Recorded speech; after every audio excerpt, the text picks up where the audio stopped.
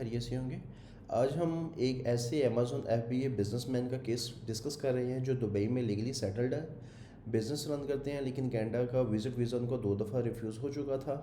फिर हमने सारी उनकी स्ट्रेटजी बनाई, उनका वीज़ा कैसे अप्रूव करवाया, पासपोर्ट की रिक्वेस्ट उनकी कब आई। आज आपको पूरा इसका ब्रेकडाउन मिलेगा, क्या डॉक्यूमेंटेशन थी, क्या केस और ट्रंक बनाया, ऑफिसर को कैसे कन्वेंस किया गया और किन पॉइंट्स पे फ़ाइल को रिफ्यूज़ल प्रूफ हमने बनाया, जिसके बाद अल्हम्दुलिल्लाह इनका इतनी टाइमलाइन के बाद वीज़ा अप्रूवल आया। आप ओवरऑल स्क्रीन पे देख सकते हैं सारी सिचुएशन। एप्लीकेशन ये इनकी अप्रूव्ड हुई थी मई 8 2025 को। ये टाइमलाइन है ओवरऑल, आप ये भी स्क्रीन पे देख सकते हैं। ऑलरेडी 2 दफ़ा रिफ्यूज़ल थी, बायोमेट्रिक इनका हो चुका था। और जो इनकी ये टाइमलाइन थी, अप्रैल 22 को हमने इनका वीज़ा एप्लीकेशन फ़ाइल किया था। Submission confirmation same day, client application summary same day.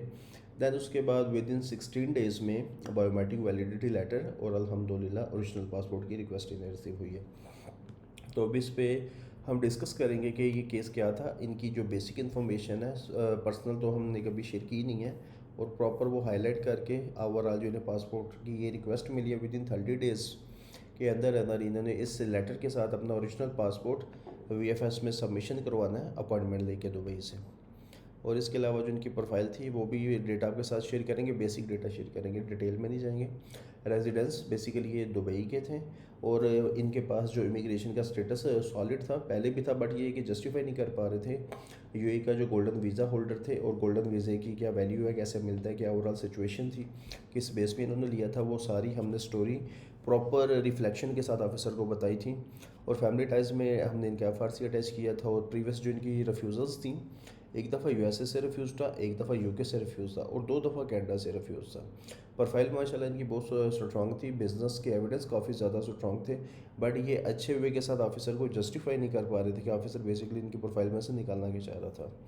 और जो हमने इनका पर्पज़ ऑफ ट्रैवल बनाया था, ओवरऑल जो हमारी ये टाइमलाइन थी, कितने मंथ की ड्यूरेशन थी, विद इन 3 मंथ में हमने ये सारी चीज़ों को फाइनलाइज़ किया, सारा डेटा इनका कलेक्ट किया।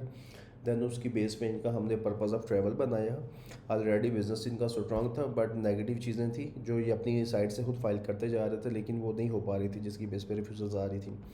सेम हमने इनका ईमेल बनाया B2B एक्सपो इन कनाडा का, साथ इनविटेशन लेटर क्लियर, उसमें आइटनरी हमने अटैच की, क्या पर्पज़ है, किस लिए आना चाह रहे हैं, ये आगे जाके भी हम आपको डिटेल में बताएंगे।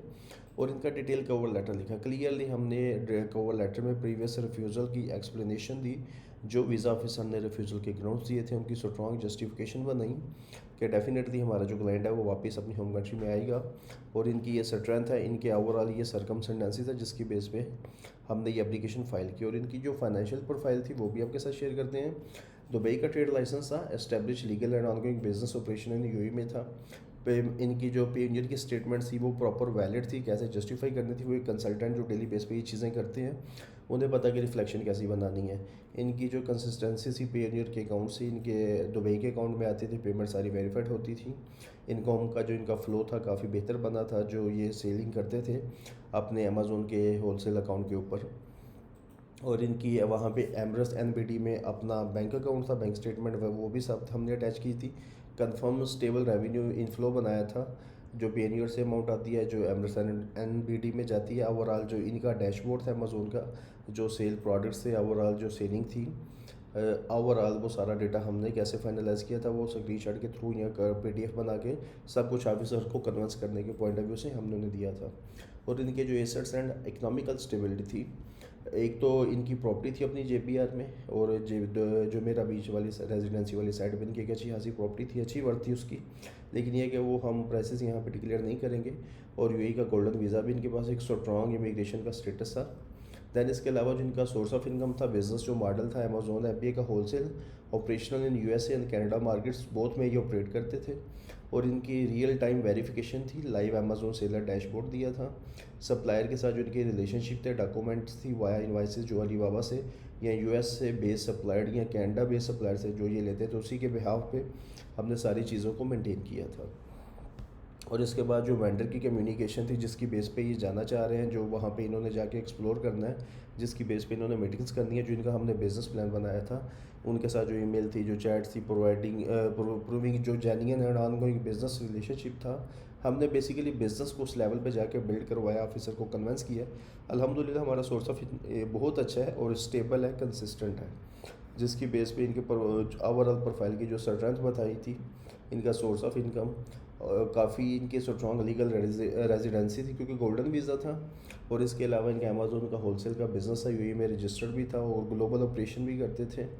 और इनकी ओवरऑल जो वेरिफिकेशन हमने करवाई थी, पेयोनियर के अकाउंट था, एमरेस एनबीडी का अकाउंट था, सिग्निफिकेंट जो इनकी टाइस थी, प्रॉपर्टी थी इनकी जेपीआर दुबई में, ट्रांसपेरेंट्स प्रीवियस वीज़ा रिफ्यूज़ल को अच्छे तरीके से हमने इन्हेंस करके proper cover letter, letter of justification, letter of intent, travel itinerary, और हमने विज़स को उस लेवल पे शो किया जिसकी बेस पे वीज़ा ऑफिसर को कन्विंस किया जा सके।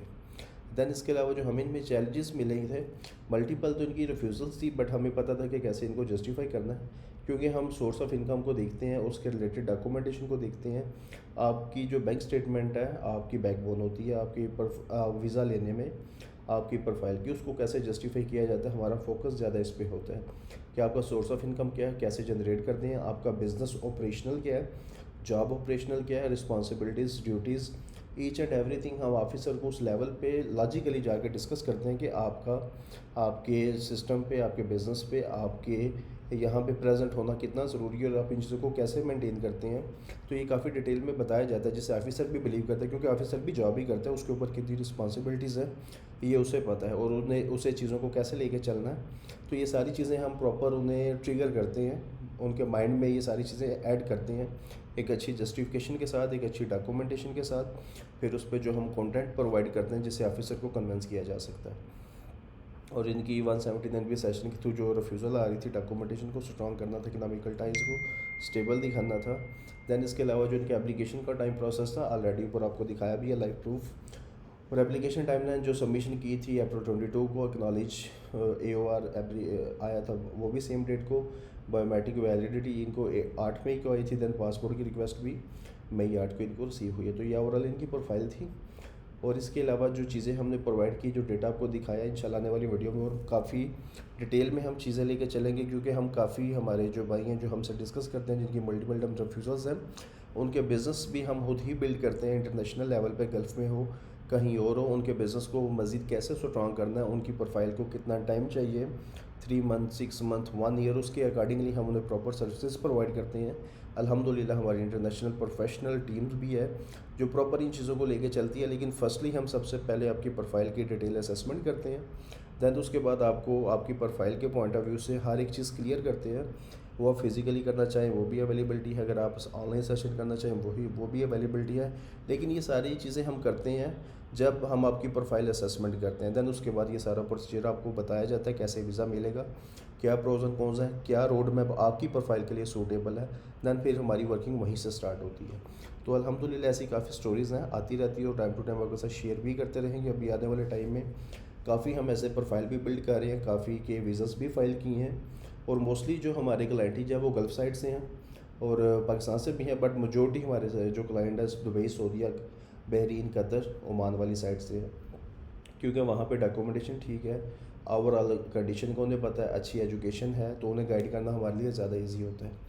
तो बेसिकली एक टिप थी कि हमारे जितने भी भाई हैं, अगर आप यूएई से हैं, सऊदीया से, कतर या किसी भी गल्फ़ कंट्री में प्रोफेशनली काम करते हैं और कनाडा को विज़िट वीज़ा अप्लाई करना चाहते हैं, तो आप हमसे रब्ता कर सकते हैं। आप अपनी प्रोफाइल की कम्प्रिहेंसिव असेसमेंट ज़रूर करवाइए, हम आपकी फ़ाइल IRCC के लेटेस्ट स्टैंडर्ड्स के मुताबिक रिफ्यूज़ल प्रूफ भी बनाएंगे, चाहे आप अमेज़ोन सेलर हो, फ्रीलांसर हो, एस्टेब्लिश बिजनेस ओनर हो, या कोई भी आपका सोर्स ऑफ इनकम है, उसको कैसे जस्टिफाई करना है, कैसे बिल्ड करना है, कैसे ऑफिसर को कन्विंस करना है, IRCC की जो ओवरऑल एलिजिबिलिटी है उसको हमने कैसे कंप्लीट करके वीज़ा गेट करना है।